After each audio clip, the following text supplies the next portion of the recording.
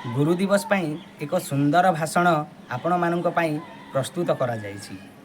भिडियोटी को शेष पर्यंत देखिनेबे एवं भल लागिले लाइक एवं सब्सक्राइब करिदेबे।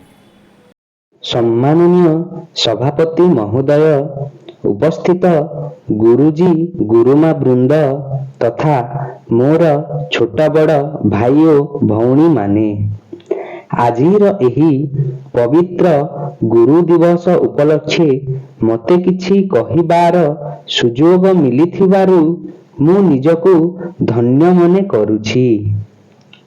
जाहांको पाई आजी भारत वर्षर समस्त शिक्षक जाति गर्वित, जाहांको जन्म दिवस को आमे गुरु दिवस रूपे पालन करी आसुअछु, सेही महापुरुष हेउछंती डॉक्टर सर्वपल्ली राधाकृष्णन। 1888 मसीहा सेप्टेम्बर 5 तारिखरे से जन्म ग्रहण करिथिले। से थिले जणे श्रेष्ठ शिक्षक तथा भारतर प्रथम उपराष्ट्रपति। जीवन रे सफल हेबाकु हेले गुरु ही एकमात्र माध्यम अटंती। गुरु बिना जीवन अंधकारमय।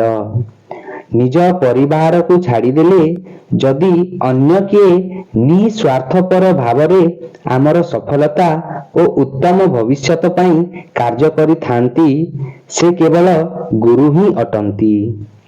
गुरुको परामर्श और शिक्षा जीवनर प्रति क्षण रे सहायक होइथाए। पृथ्वीर सर्वश्रेष्ठ व्यक्ति मध्य गुरुଙ୍କ सम्मुखरे नतमस्तक होइथाए। जेते बड़ ऑफिसर, जिल्लापाल, राजनेता, डाक्टर, वकील, इंजीनियर तथा राष्ट्रपति मध्य हुअंतु ना काहीकि गुरुଙ୍କ आगरे समस्ते चिर ऋणी अटंती। प्रकृत रे गुरु बिना जीवनर सार्थकता कल्पना करि हेबो नाही। एतिकी कही मु मोर वक्तव्य शेष करुछि। जय हिंद।